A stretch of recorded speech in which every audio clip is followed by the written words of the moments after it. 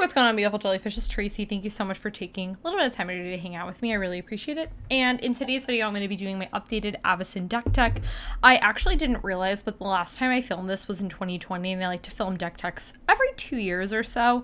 And I was going through and I didn't realize, I thought that I had filmed it last year, but I guess I didn't. And I've actually gone through a couple of changes and a couple of just changes to make the deck a little bit better. And anyways, I just really wanted to film this for you guys and update you guys on the deck and stuff. It will be listed in the down bar below with everything updated, all the foils. This is definitely a pretty expensive commander deck, but I also have a ton of foil magic cards, so that's probably a really solid reason for that. But I've had this deck for a really long time. It's one of the oldest commander decks that I own, if not, I think the oldest. Actually can't remember, but anyways, let's just jump into it. It's Avacyn, Angel Tribal, Board Wipe Tribal, all that good stuff. She's amazing. Yeah. Also, so we've got this, and you're like, oh wow, Tracy, that's really cool, but this. My friend Eddie made this for me a really long time ago, and my personal favorite thing is my flavor text, which is absolutely fabulous. So yeah, my favorite thing to do is whenever I pull this deck out and someone's like, oh, that's so cool. And I was like, you want to see something cooler? This. And this is what I pull out. Okay. Anyways, let's jump into the mana base. I run 36 lands. I run 16 basics. And then let's talk about the not basic lands. The first one I run is Ancient Tomb. It's super important for me to accelerate because Avacyn is 8 mana. The next card I run is Arc of Araska because I need ways to draw the cards, and getting the City's Blessing is incredibly easy in this deck. Speaking of card draw, I also run Bonder's Enclave, which is very easy to do. Even if I don't have Avacyn, there's a really good chance that I'm running an Angel that does have power 4 or greater. I then run Fabled Passage, just to thin through the deck a little bit. I run Field of Ruin as one of my land destruction cards. I run Guildless Commons, which I really like this card a lot. It's a bounce land, but I mainly do it because it adds double to my pool. And the colorless doesn't matter because it's a monocolored deck. I then run Homeward Path. I run this card because, people do try to take Avacyn, and no. So I have to run this card. I then run Kabari Crossroads. There actually is a decent amount of life gain in the deck, and I actually just put in a little bit more, so this is in here. I then run Maze of Ith, just as a little bit of protection. Oh, and I also just want to say too, this is actually the reason why I run 36 lands, is because I have this card in here, because this doesn't tap. It's just an untapped thing for a little bit of protection. So I have that. Then I have Myriad Landscape, and I really like this. This is probably one of my favorite ways to get out lands through the deck. It's a little bit slow, but I do like it. I have Nykthos in this deck. Of course, this just makes total sense in a monocolored deck. This card's awesome. I run Prismatic Vista, which I just run this for the thinning and stuff. You know what I mean? You want to be drawing gas in this deck. You don't really want to be drawing, lands past a certain point. So then I run Reliquary Tower because I just run this all my decks. This one's my favorite art too. I run Rogue's Passage because, having a, unblockable, indestructible flying Avacyn seems pretty good, I've heard. Seraph Sanctuary, of course. Gotta have that little bit of life gain in there. I also run Tectonic Edge, Tech Edge. Then I have, which to me is just hilarious, I run the Tron lands. I've actually never gotten Tron online, but it's in here because for the one moment that I do get it on, that seems really good. And the last land that I run is Windbrisk Heights, which is incredibly easy to get off. So, got that. All right, let's first jump into, after that, let's jump into enchantments. I only run 3. The first one that I run is, of course, Land Tax. Gotta get that mana acceleration out there. Then I run Sigarda's Splendor, which this is a new card to me. This is a very, very cool card. I like it. You are casting a lot of white spells, and you are wanting to be able to draw a lot of cards. This card is really cool. I don't think I might have gotten the chance to draw this one time, but it's very good. And then another card draw card I have is Thorough Investigation. This card's really cool whenever I attack, which I am going to be doing a lot of attacking. I'm very aggressive in this deck. I get to investigate, and it's really nice. Whenever I sack a clue, I venture into the dungeon, which actually I need to put this card aside because I actually actually don't own any of the dungeon cards. This is a new card to me, and I actually need to order some of the dungeons. I'm gonna actually set this card aside over here so that I can remember to order some of those. I'm probably gonna put the one that draws me cards. I don't remember what that's called, but yeah.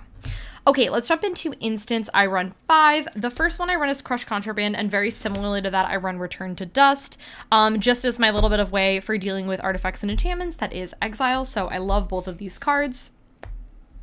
Then I run Enlightened Tutor, which is really nice.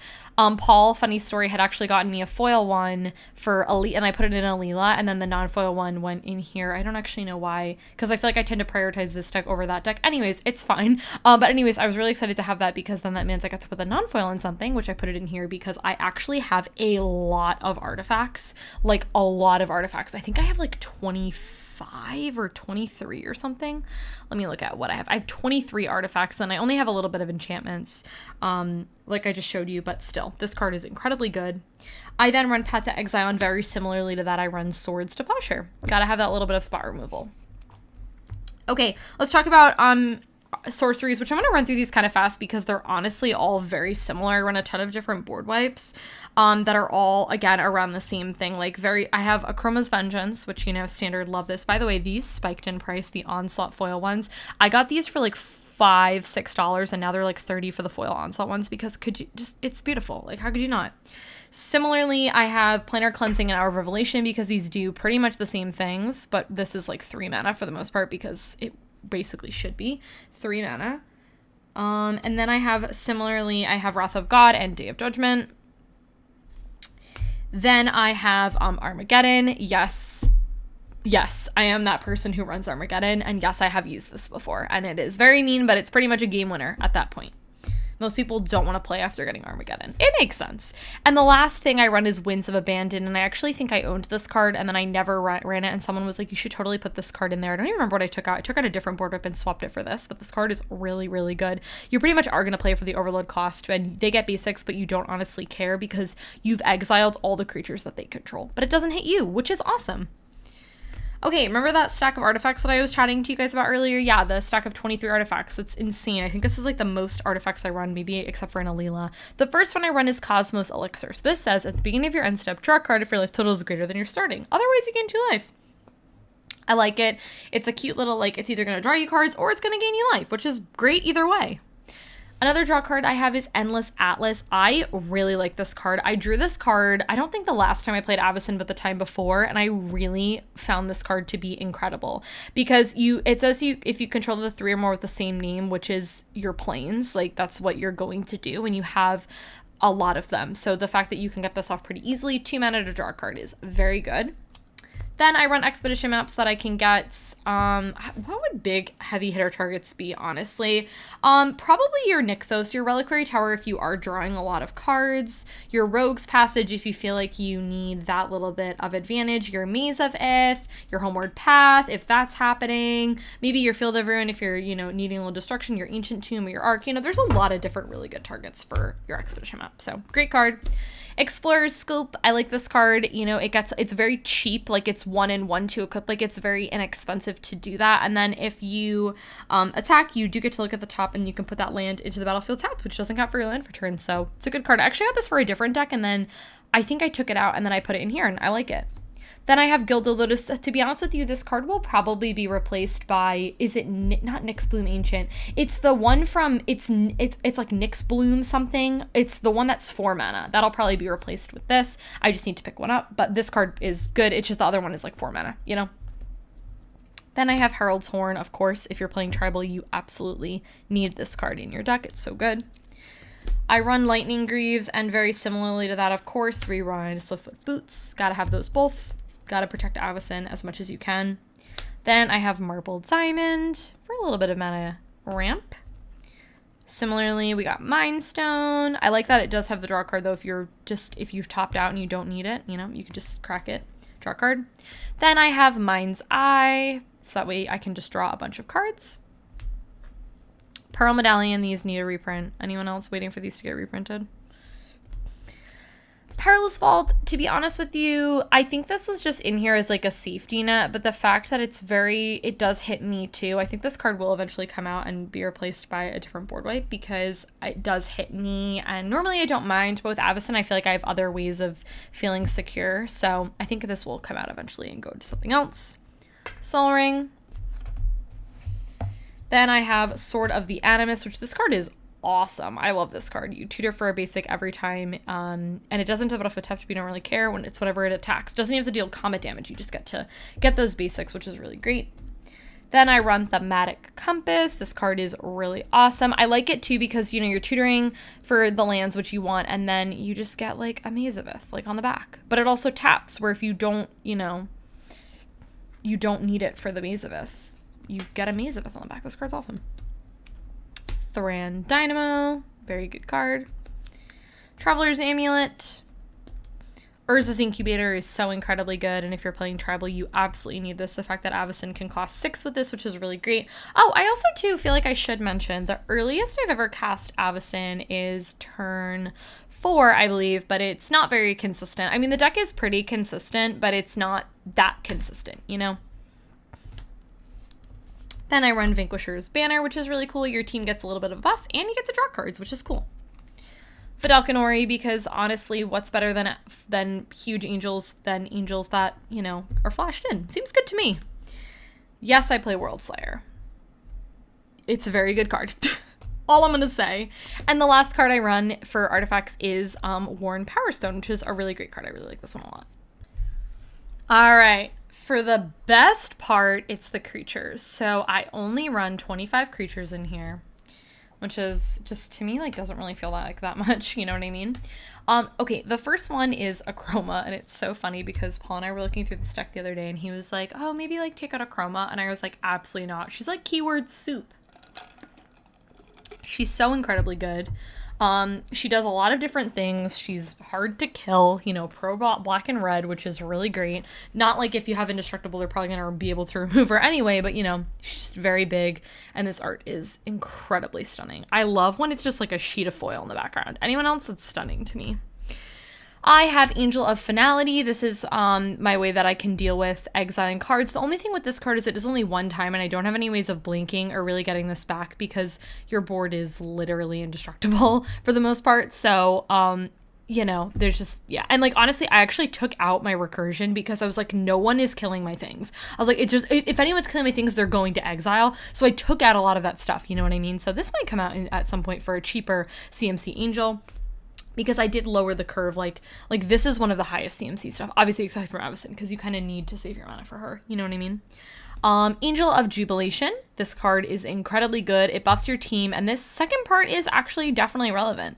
Players not being able to pay life to cast spells or activate abilities is very relevant, so great card, shuts a couple of things down, which is great. Then I run Angel of the Dire Hour. I feel like this card needs to come out because every time I'm like, oh my god, this card is so good. And guys, like, I've cast this card one time in my Magic time of having this deck, which has been a long time, and I've drawn it a bunch. So it's not like, oh, I've never drawn it. Like, I've drawn it, and every time I have it, I'm like, this isn't helpful. Like, this isn't what I need in those moments. You know what I mean? So it's gotta come out. It's also like 7 mana, you know? Anyways, Angelic Arbiter is incredible. This is like such a great card. A lot of people forget what this card does, but basically it says that opponents can either cast spells or attack. Pretty much that's it. So they can either have, you know, casting anything or they're attacking, which is great. I love this card. Angelic Skirmisher is an incredible angel. I love her a lot. My favorite thing to personally do with this card is, you know, give my team vigilance when I attack, and then on the defense, I'm going to probably pick lifelink. That's pretty much my favorite thing to do with that, because then I can attack freely, and then if anyone comes at me, my board, even if it's not indestructible, I do have a bunch of, you know, vigilance or a bunch of untapped angels with lifelink, which is great. Archangel of Thune is awesome. I love how she synergizes with herself because she's got that life gain within herself because she's got lifelink, which is great. Where I think if she didn't, I don't think this card would be as good. But the fact that whenever you gain life, you put a Bosmos counter on each creature you control, she's so, so, so good. Love her. Archangel of Ties, I got my little Death and Taxes kind of card here, you know, makes combat kind of a mess for your opponents, which, you know, we love. So this card is great. Then I run Baneslayer Angel. I mean, obviously. Quintessential angel here, am I right? She's great. Love her. Bishop of Wings is a new card to me, so I actually don't know if I can quite comment on this. To be honest with you, I played with this and I actually drew it once and it was definitely good when I had it. It's 2 mana for a 1/4, and then it's primarily for this top ability, right? Whenever an angel ATB is under your control, you gain 4 life. You obviously have a ton of angels in this deck, and so this is one of the few non-angels that are in this deck. If not, hold up, let me do a little bit of, I have one other creature that is not an angel, but that card will make a lot more sense when I show it to you guys. But anyways, yeah, this card is great. The fact that your stuff is probably not going to die, your other angels, but that's totally fine. I think it's mainly in here for the 4 life, which is really good. Creature enters the battlefield with 4 life, that's awesome. Card's great. I feel like I'm going to want to talk about Bruna and Gisela together because they make a lot of sense to talk about together. These cards are both incredibly great. I've actually never had them both on the battlefield at the same time that I can remember, so it's been a very long time that I can't even remember. But anyways, they flip over and they create Brizella, who's incredibly cool. And then your opponents can cast spells with CMC 3 or less, which is just great. And then she's also a 9/8 with flying, first strike, vigilance, lifelink. Like, come on. Like, pretty sure getting her off is probably living the dream. I've never gotten it off, but that I can remember. But Paul actually got it off the other day, which was literally hilarious. And it was so funny because I was like, oh, maybe I'll take these out. And then I saw Paul do it, and I was like, no, I can't. They're so good. Cool. The next card is Amara Angel, which I really love. I like that little bit of token that it gets you. This card is also incredibly beautiful. And, yeah. Then I have new card, which is Gidia, Font of Hope. This card is absolutely ridiculous. Absolutely ridiculous. I drew this one of the last few times that I played Avacyn, and I was, like, absolutely blown away because my thing's got so many +1/+1 counters on it, which was amazing. And then it taps to get an angel spell, which is great. You get the fact that you can, like, have Avacyn cost 1 less is just so incredibly good. Like, that might not seem like a big deal, but it matters. Like, she's 8 mana, so the fact that she can cost 7, you know, get her out of turn early or whatever. Great card. Guardian of the Gateless is hilarious to me, or I like to call this card Guardians of the Galaxy. This card's hilarious because basically if you have this out, you have I forgot what the name, is it Pariah? Pariah Shield? It's basically a Pariah Shield on a creature because since it has Indestructible, when you have Avacyn out, you basically can block all of their team and then it doesn't die and then you've blocked everything. This is ridiculous. And the fact that it gets bigger so you can potentially kill stuff, which is great. So, yeah. Karmic Guide. Not that a ton of my stuff is dying, so hypothetically, this might come out in the future for something else. I'm kind of waiting until other angels. I want to kind of, at this point, I kind of want to do 1-to-1 ratios of angel to angel. I do already have the new angel on my list, the one that came out, or that's coming out, the Battle Angels of Tyre. That one is going to go in here for sure, but this card is still good. I'm just not 100% sure on it because I don't know. My things don't really die, so, you know, like I said, or if they do, they get exiled, so. Linvala, of course, has to be in this deck, of course. You know, she does a lot of different, you know, stops your opponents, which is great, so. All right, then I've got Lyra Dawnbringer. She is absolutely incredible. Giving your whole team +1/+1 and lifelink is great. She's also got Flying, First Strike, and lifelink for 5 mana. Great card. Platinum Angel because, yeah. Why would I not run Platinum Angel in this deck? This card's great. This is a newer card to me. I actually didn't know that we owned this card, and we do, and this card's like ridiculously like $30 or something, which is insane. But basically, at the beginning of your end step, if you gain 5 or more life, you create a 4/4, and then you get to buff her, and she gets lifelink, which is really cool. So it makes you a little bit of tokens, gains you a little bit of life, and it's 3 mana, which is great. I've been, like I said, trying to focus on lowering the curve, so that card's awesome. This card is also new to me. This card is not it's not super new, but it's new to me, Righteous Valkyrie, which is amazing. This card's a 2/4, and it says whenever another angel or cleric enters the battlefield, you gain life equal to its toughness. And as long as you have 7 or more life than your starting life, so basically 47 life or above, creatures can get +2, which is great. The other thing too is this card actually does synergize with this because you would gain life equal to its toughness, so you would gain 4 life here, which is actually really great with this card because this card's a cleric. And then the other card, so basically every single creature this triggers off of in my deck, because the only thing that wouldn't would be those Amara angel tokens, but that's fine, you know what I mean. But the next card that I'm talking about too that's not an angel is a cleric, so it's perfect. This card is awesome.